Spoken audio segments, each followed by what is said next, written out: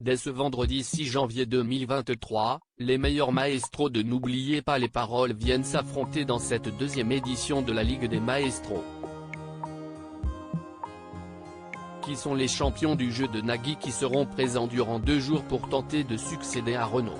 Une compétition en chasse une autre. N'oubliez pas les paroles n'en finit plus de créer de nouvelles versions. Outre les primes événementielles avec des célébrités ou des enfants, plusieurs compétitions ont été déclinées en 15 ans d'existence.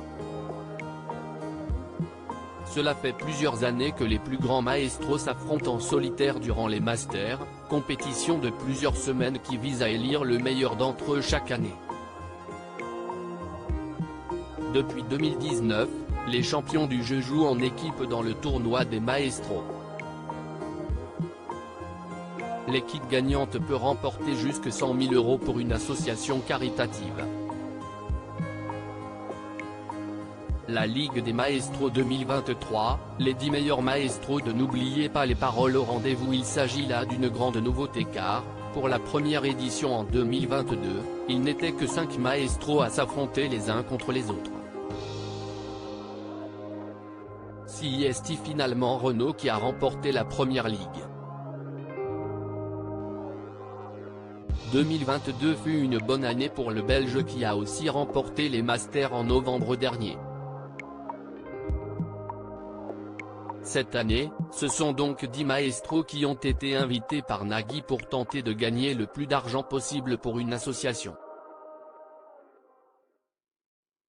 Et pas n'importe quel maestro car il s'agit tout simplement des 10 meilleurs candidats au classement global de l'émission. Les téléspectateurs de France 2 pourront ainsi retrouver dans l'ordre du classement Margot, l'actuelle recordwoman de l'émission, Caroline, Kevin, Renaud, Jennifer, Hervé, Christopher, Jérémy, Caroline et Maureen. La Ligue des Maestros 2023, cette nouveauté qui change la mécanique du jeu de Nagui après s'être affrontés en solitaire puis en équipe, les maestros jouent pour la première fois en binôme. Et les duos n'ont pas été constitués au hasard, mais en respectant l'ordre du classement. Margot sera ainsi en binôme avec Hervé, Caroline, deuxième, avec Christopher, Kevin avec Jérémy, Renaud avec Caroline, 9e, et enfin Jennifer avec Maureen. La mécanique reste inchangée par rapport à l'année dernière. Les 5 binômes se rencontrent tous et celui avec le plus de victoires remporte la compétition et succède ainsi à Renaud. À lire aussi Je peux vous adresser la parole ?